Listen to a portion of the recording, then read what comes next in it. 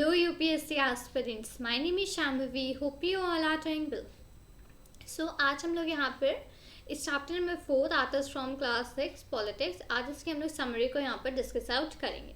ठीक है, सो यहाँ let's get started out.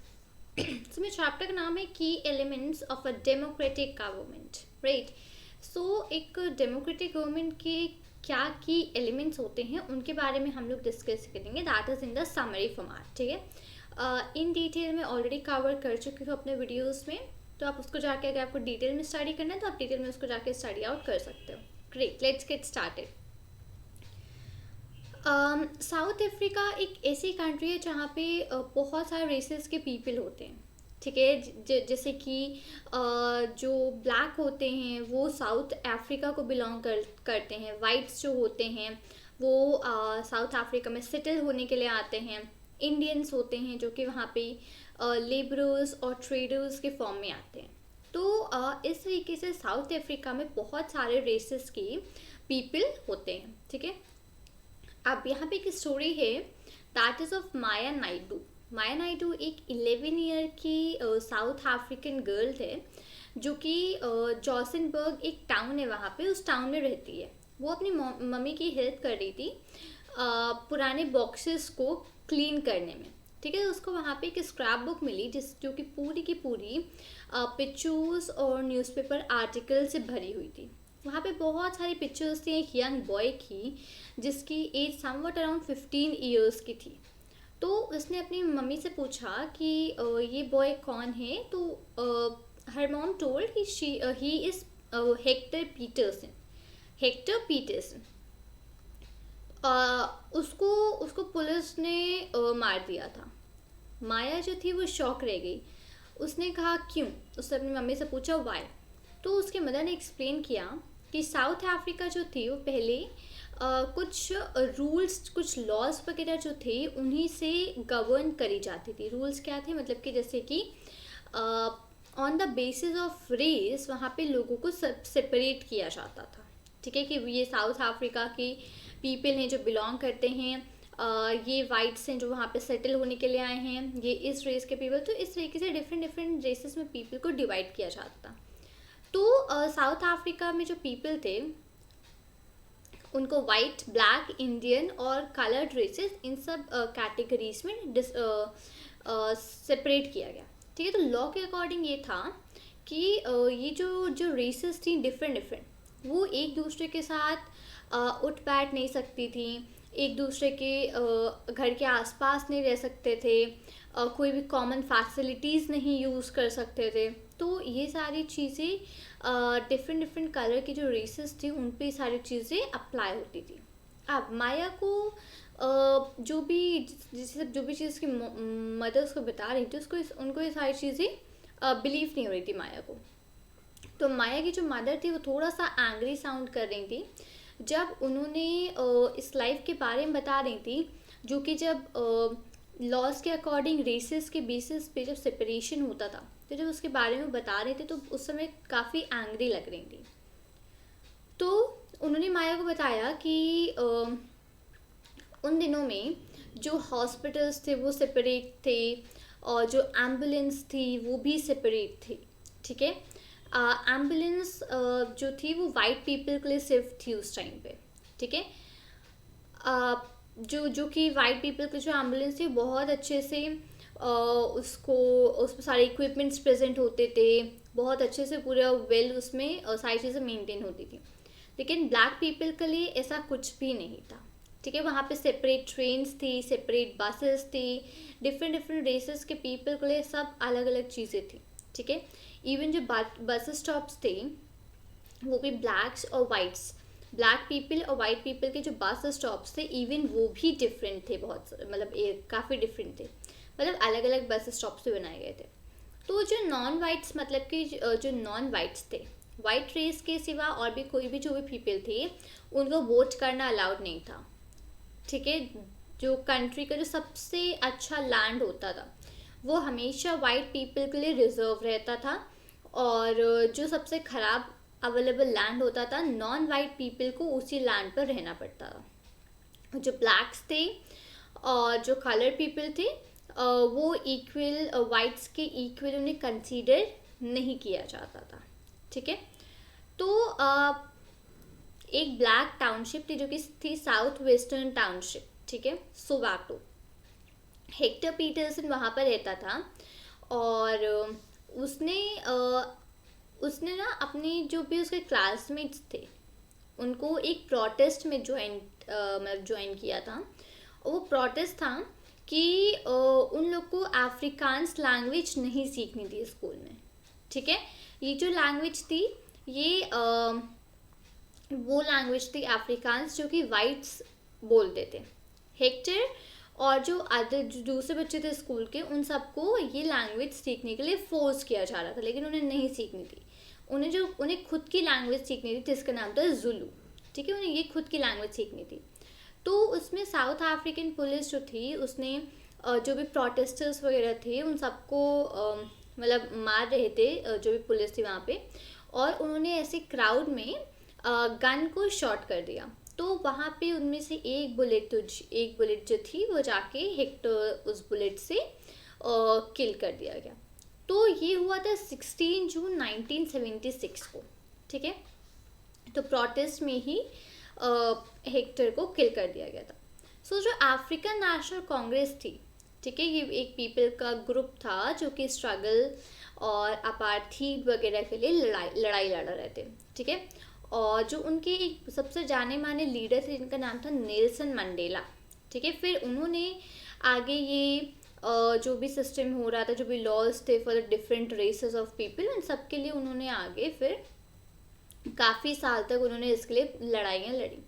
Finally 1994 में साउथ अफ्रीका एक डेमोक्रेटिक कंट्री बन गई थी जहाँ पर जो पीपल थे हर एक रेस के पीपल को इक्वल समझा जाने लगा था। 1994 में साउथ अफ्रीका एक डेमोक्रेटिक कंट्री बन गई थी, ठीक है। 1 सेकेंड, ओके ग्रेट, ठीक है। तो 1994 में अब हम लोग ये समझने की कोशिश करते हैं कि जो डेमोक्रेटिक गवर्नमेंट्स है, ठीक है, what they mean to all of us, ठीक है। सबसे पहले हम लोग पढ़ेंगे पहला की एलिमेंट दैट इज पार्टिसिपेशन। अब ये रेगुलर इलेक्शंस क्यों होते हैं? ऑलरेडी हम लोगों ने पिछले चैप्टर में पढ़ा था कि पीपल जो है वो डेमोक्रेसी के लिए डिसीजंस बनाते हैं, डिसीजंस जो है वो बनाए जाते हैं डेमोक्रेसी में। तो इलेक्शंस में वोटिंग करना और अपने लीडर्स को इलेक्ट करना और उनको रिप्रेजेंट करना, ये पूरा प्रोसेस होता है इलेक्शंस का, ठीक है। तो जो रिप्रेजेंटेटिव्स होते हैं वो डिसीजंस लेते हैं लोगों पीपल के बिहाफ में, ठीक है। अब ऐसा करने से ये माना जाता है कि जो भी पीपल हैं, ठीक है, वो लोग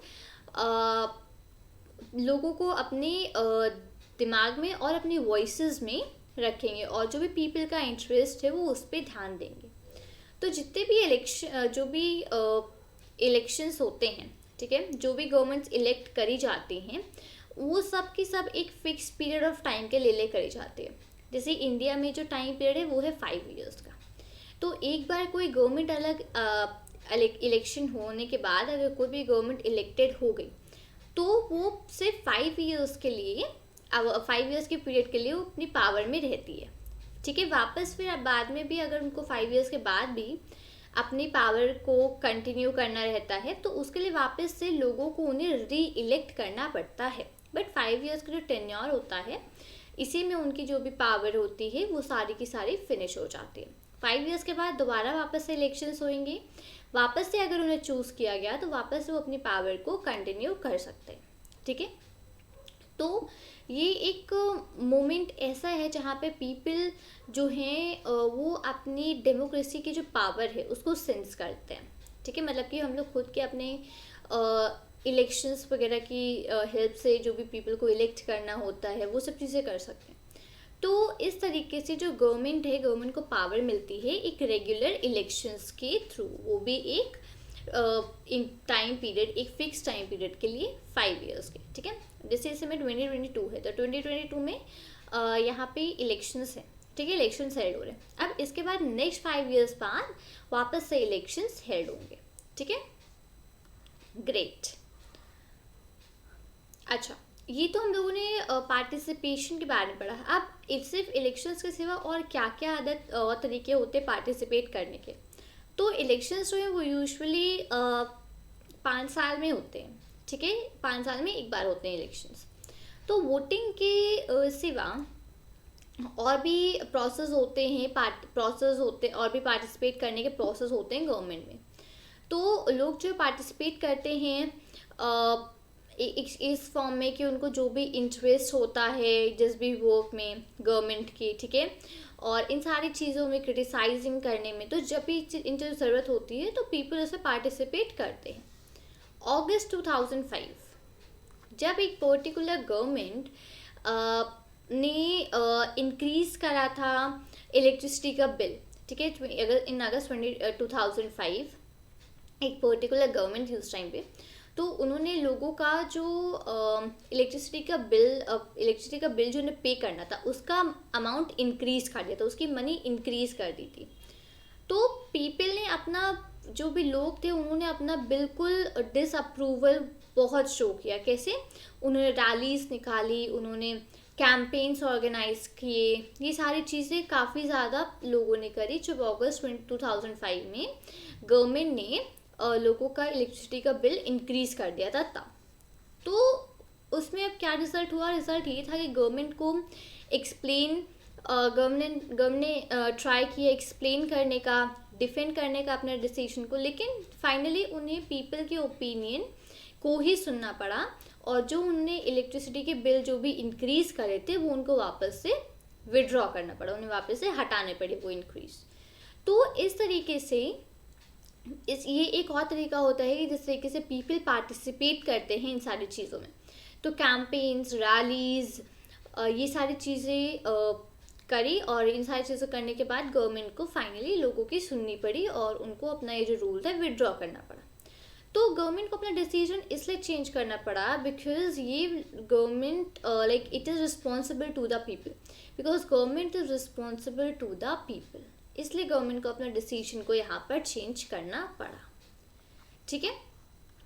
तो ये एक और मेजर होता है पार्टिसिपेट करने का। अब और भी बहुत सारे तरीके होते हैं जिससे कि लोग अपने व्यूज़ एक्सप्रेस करते हैं, गवर्नमेंट्स को ये समझाते हैं कि what actions should be taken, कौन कौन से एक्शंस लेने चाहिए, ठीक है। तो इन ये सारी चीज़ें क्या इंक्लूड करती हैं और क्या तरीके होते हैं? धरना, रैलीज, स्ट्राइक्स, कैंपेन्स, तो ये सारी चीज़ें भी पीपल करते हैं वेर एवर नीडेड। तो जो भी चीज़ें अनफेयर होती हैं या जो भी सही नहीं होती उनको भी आगे लाया जाता है। तो उसमें न्यूज़पेपर्स, मैगजीन्स और टीवी ये काफ़ी इम्पोर्टेंट रोल प्ले करते हैं जो भी गवर्नमेंट इश्यूज़ और रिस्पॉन्सिबिलिटीज़ हैं उनको डिस्कस करने में, ठीक है। तो ये और मेजर होता है किस तरीके से आप अपने पॉइंट्स को यहाँ पे एक्सप्रेस कर सकते हो। अब जैसे कि ये सही है कि जो डेमोक्रेसी है वो पीपल को अलाउ करती पार्टिसिपेट करने के लिए, ठीक है, लेकिन ये सारे सेक्शन ऑफ द पीपल के लिए सही ट्रू नहीं है, ठीक है। मतलब कि सारे जितने भी लोग हैं सब लोग इसमें ऐसे पार्टिसिपेट नहीं कर पाते हैं। और जो दूसरा वे है वो पीपल उसमें पार्टिसिपेट करते हैं, कुछ सोशल मूवमेंट्स में लोग ऑर्गेनाइज करते हैं, उसमें पार्टिसिपेट करते हैं, ठीक है। तो इन सारी चीज़ों में भी करते हैं। तो जो माइनॉरिटी कम्युनिटीज़ जैसे कि दलित्स, आदिवासीज, वुमेन, ये सब जो लोग हैं ये लोग इन सारी चीज़ों में पार्टिसिपेट नहीं करते। जो भी रैलीज या जो भी कैंपेन्स, जो भी धरनाज, सारी चीज़ों में ज़्यादा जो भी Dalits, minority community, Adivasis people, so ये often like able to participate in this manner, ठीक है। ग्रेट। सो यहाँ पे अगर एक कंट्री के जो लोग हैं वो अलर्ट हैं और इंटरेस्टेड है इस चीज़ में कि कंट्री कैसे रन करती है, तो जो डेमोक्रेटिक कैरेक्टर होता है गवर्नमेंट का उस कंट्री का वो काफ़ी ज़्यादा स्ट्रॉन्ग होता है, ठीक है। तो अगली बार से जब भी आप कोई रैली देखो या कोई रैली निकल रही है या वाइंड हो रही है तो आप स्ट्रीट्स में उस चीज़ को ये देखिए, स्ट्रीट्स या टाउन्स में या विलेजेस में, कि वो उस रैली में किस बारे में है एक्चुअली ये रैली, ठीक है।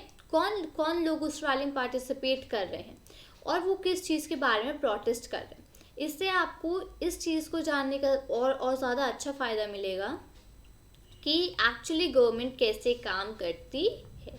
ठीक है, अब सेकेंड की एलिमेंट है need to resolve the conflict, मतलब कि जो लड़ाइयाँ वगैरह होती हैं उसमें भी उनको भी रिजॉल्व करने के लिए वी नीड द गवर्नमेंट। सो माया की जो हम लोगों ने स्टोरी पढ़ी थी अभी कॉन्फ्लिक्ट्स के बारे में, तो हम लोगों ने देखा कॉन्फ्लिक्ट्स वायलेंस को एकदम, मतलब उसमें वायलेंस बहुत ज़्यादा हो जाता है, और हो सकता है कि किसी की डेथ भी हो जाए, क्योंकि एक जो ग्रुप है उसको ये लगता है कि जितने भी राइट्स हैं वो सारे राइट्स उनके हैं। ठीक है, तो फोर्स को प्रिवेंट करने के लिए प्रोटेस्ट करता है दूसरे ग्रुप से। ठीक है, तो जो कॉन्फ्लिक्ट्स होते हैं लोगों के बीच में वो डिफरेंट कल्चर्स की वजह से होते हैं, कभी रिलीजन्स, रीजन्स, या फिर इकोनॉमिक बैकग्राउंड्स। ठीक है, या फिर एक दूसरे के साथ वो लोग, मतलब जो भी बैकग्राउंड्स हैं उनकी वजह से होते हैं। ठीक है, या फिर उन्हें ऐसा लगता है कि उन्हें डिस्क्रिमिनेट किया जा रहा है, मतलब भेदभाव किया जा रहा है। तो इन सारी चीज़ों के अगेंस्ट कॉन्फ्लिक्ट्स होते हैं, लड़ाइयाँ। तो लोग क्या करते हैं, वायलेंट मीन्स को यूज़ करने लग जाते हैं इन सारी चीज़ों को सेटल करने के लिए। ठीक है, वायलेंस यूज़ करने लग जाते हैं, वायलेंट हो जाते हैं। तो इससे क्या होता है, इससे एक डर हो जाता है, इससे एक टेंशन हो जाती है उन लोगों के बीच जो कि उस एरिया में रह रहे होते हैं। तो जो गवर्नमेंट है वो रिस्पॉन्सिबल होती है इन कॉन्फ्लिक्ट्स वगैरह को, इन लड़ाइयों को रिजॉल्व करने के लिए। ठीक है, अब यहाँ पे चलिए हम लोग कुछ चीज़ों को यहाँ पे स्टडी आउट करते हैं, कुछ कॉन्फ्लिक्ट्स को रीड आउट करते हैं और कैसे गवर्नमेंट को रिजॉल्व करती है इस बारे में समझते हैं। तो जैसे कि रिलीजियस फेस्टिवल्स वगैरह, सेलिब्रेशंस वगैरह जो होते हैं, कई बार उनमें काफ़ी कॉन्फ्लिक्ट्स हो जाते हैं, कई बार उनमें काफ़ी लड़ाइयाँ हो जाती हैं। जैसे कि अब मान लीजिए कोई फेस्टिवल है, उनका रूट सेम है, तो अब उसी की वजह से लड़ाई हो गई। तो गवर्नमेंट जो है पर्टिकुलरली जो कि पुलिस होती है वो यहाँ पे एक इम्पोर्टेंट रोल प्ले करती है कि जो भी रिप्रेजेंटेटिव्स हैं उस कम्युनिटी के, ठीक है, जिन भी कम्युनिटीज़ के बीच में लड़ाई हुई है, कॉन्फ्लिक्ट हुआ है, तो उसके जो भी रिप्रेजेंटेटिव्स हैं वो उनसे को कोशिश करते हैं कि उनसे मिले और बहुत जल्द से जल्द सॉल्यूशन, फाइनल सॉल्यूशन तक पहुँचे। तो कई बार वहाँ पे फियर होता है कि वायलेंस भी हो सकता है। ठीक है, लोग एक दूसरे पत्थर फेंक सकते हैं, एक दूसरे के साथ लड़ाइयाँ हो सकती हैं। तो पुलिस रिस्पॉन्सिबल होती है ये इंश्योर करने के लिए कि जो वायलेंस है वो वहाँ पर वायलेंस ना हो। ठीक है, कई बार ऐसा होता है कि रिवर्स जो होती है वो भी एक सोर्स बन जाती हैं लड़ाइयों का स्टेट्स के बीच में। अब मान लीजिए एक रिवर कोई है, वो एक स्टेट से स्टार्ट हो रही है, सेकेंड रिवर में सेकेंड स्टेट से फ्लो करती है और थर्ड स्टेट में जाके एंड करती है। अब वाटर की जो शेयरिंग है उसी पे लड़ाई हो जाती है। तो अब जैसे कि वाटर की जो शेयरिंग है इन स्टेट्स के बीच में, वही लड़ाई की एक जड़ बन जाती है। जैसे कि आपने कावेरी वाटर के बारे में सुना होगा। ठीक है, ये एक डिस्प्यूट हुआ था कर्नाटका और तमिलनाडु के बीच में। जो वाटर था जो कि स्टोर किया गया था कृष्णा राजा सागर डैम में, जो कि कर्नाटका में है, वो इरिगेशन के लिए यूज़ होता था और कुछ डिस्ट्रिक्ट्स वगैरह में भी जाता था, ताकि जो सिटी थी बेंगलुरु, वहाँ की जितनी भी नीड्स थी वाटर के लिए वो फुलफिल हो पाए। तो इसके लिए ये डैम यूज़ होता था। सेकेंड था कि जो वाटर जो मेट्टा डैम में स्टोर होता था वो तमिलनाडु में था और वो क्रॉप्स वगैरह को ग्रो करने के लिए काम आता था उस स्टेट के। अब लड़ाई यही हो गई कि जो दोनों डैम्स हैं वो सेम रिवर पे हैं, तो डाउन स्ट्रीम जो नीचे वाला जो डाउन स्ट्रीम डैम था वो तमिलनाडु में वो तभी फिल हो सकता था जब अप स्ट्रीम वाला डैम जो कि कर्नाटका में लोकेटेड है वो उस अप स्ट्रीम वाले डैम से पानी रिलीज करेंगे। ठीक है, जब अप स्ट्रीम वाला डैम जो कि कर्नाटका में है जब वो उसे पानी रिलीज करेंगे तभी तमिलनाडु का डाउन स्ट्रीम वाला डैम पानी से फिल हो पाएगा। अब दोनों स्टेट्स यही नहीं, मतलब उनके लिए ये हो रहा था कि इस स्टेट में कम पानी मिल रहा है या उस स्टेट में ज़्यादा पानी मिल रहा है और यहाँ के लोगों को ज़्यादा ज़रूरत है पानी की। तो अब ये क्या, ये एक इशू ने सिंपली कॉन्फ्लिक्ट कर दिया दोनों स्टेट्स के बीच में। तो जो सेंट्रल गवर्नमेंट थी उसको आना पड़ा और फेयर डिस्ट्रीब्यूशन करना पड़ा दोनों स्टेट्स के लिए। तो इस तरीके के कॉन्फ्लिक्ट्स भी जनरली हो जाते हैं स्टेट्स के बीच में भी, ठीक है। अब हम लोग पढ़ेंगे इक्वालिटी और जस्टिस के बारे में। अब एक की आइडिया डेमोक्रेटिक गवर्नमेंट का ये होता है कि इसका जो कमिटमेंट है इक्वालिटी और जस्टिस। इक्वालिटी और जस्टिस ये दो चीज़ें हैं जो कि अलग नहीं की जा सकती हैं। पहले हम लोगों ने अनटचेबिलिटी के बारे में पढ़ा था, अब तो उसको लॉ ने बैन कर दिया है अनटचेबिलिटी को, लेकिन पहले हम लोगों ने अनटचेबिलिटी के बारे में काफ़ी पढ़ा कि काफ़ी ज़्यादा अनटचेबिलिटी लोग फॉलो करते थे। तो अब ये जो अनटचेबल्स का जो ग्रुप था, लोग उनको पढ़ने नहीं देते थे, उन्हें एजुकेशन नहीं प्रोवाइड की जाती थी, उन्हें ट्रांसपोर्ट की फैसिलिटीज़ नहीं थी, उन्हें मेडिकल फैसिलिटीज़ नहीं थी, इवन उन लोग को टेम्पल्स में जाना भी अलाउड नहीं था। तो डॉक्टर बी आर अम्बेडकर ने कुछ प्रोटेस्ट वगैरह करके उन्होंने ये रियलाइज़ किया था कि ऐसी जो प्रैक्टिसेस हैं इनको कंटिन्यू नहीं होना चाहिए और जस्टिस मिलना चाहिए, हर एक पर्सन को इक्वली ट्रीट किया जाना चाहिए, ठीक है। तो गवर्नमेंट ने भी फिर इसको रिकॉग्नाइज़ किया, कुछ स्पेशल प्रोविजंस बनाए गए थे सोसाइटी में, ठीक है। अब जैसे कि हमारी सोसाइटी है, वहाँ पे कोई जनरल टेंडेंसी है कि बॉय चाइल्ड की ज़्यादा वैल्यू केयर होती है rather than the girl child, ठीक है। तो इसका मतलब ये है कि जो सोसाइटी है वो अभी भी इक्वल नहीं है, राइट। वो वैल्यू गर्ल और बॉय चाइल्ड में अभी भी वो इक्वल वैल्यू नहीं करते और ये अनजस्टिस है, राइट। तो इसी कॉन्टेक्स्ट में गवर्नमेंट ने कुछ स्टेप्स वगैरह लिए थे जस्टिस को प्रमोट करने के लिए, स्पेशल प्रोविजंस प्रोवाइड करने के लिए, ताकि जो गर्ल्स हैं वो इनजस्टिस से ओवरकम कर सके, बाहर आ सके। और मतलब कुछ ऐसे किया था कि गर्ल्स की जो फीस है वो उसको काफ़ी मतलब या तो फ़ी वेवियर मिल जाता था या फिर उसे काफ़ी लो कर दी गई थी गवर्नमेंट स्कूल्स और कॉलेजेस में, तो पॉसिबली गर्ल्स भी एजुकेट हो सके इन सब चीज़ों की वजह से, ठीक है। तो इस तरीके से यहाँ पे ये इक्वालिटी और जस्टिस ये थर्ड की एलिमेंट है जो कि that is important for the government. तो तीन रिस्पेक्टिव की एलिमेंट्स हम लोगों ने पढ़े, इक्वालिटी एंड जस्टिस। फिर हम लोगों ने फिर हम लोगों ने यहाँ पर पढ़ा था need to resolve the conflict, और फिर स्टार्टिंग में हम लोगों ने पढ़ा था पार्टिसिपेशन, ठीक है। तो ये तीन की एलिमेंट्स हैं डेमोक्रेटिक गवर्नमेंट की, और इन रिस्पेक्टिव चीज़ों को कैसे गवर्नमेंट सॉल्व करती है, क्या चीज़ें होती है, वो सारे मैंने डिस्कस करी इस चैप्टर में, राइट। सो उम्मीद करती हूँ कि आपको वीडियो अच्छा लगा होगा। वीडियो अच्छा लगा तो वीडियो को लाइक करें, अपने फ्रेंड्स के साथ शेयर करें और चैनल को सब्सक्राइब करना मत भूलिएगा। मिलती हूँ आपसे नए वीडियो के साथ। Thank you and take care. जय हिंद।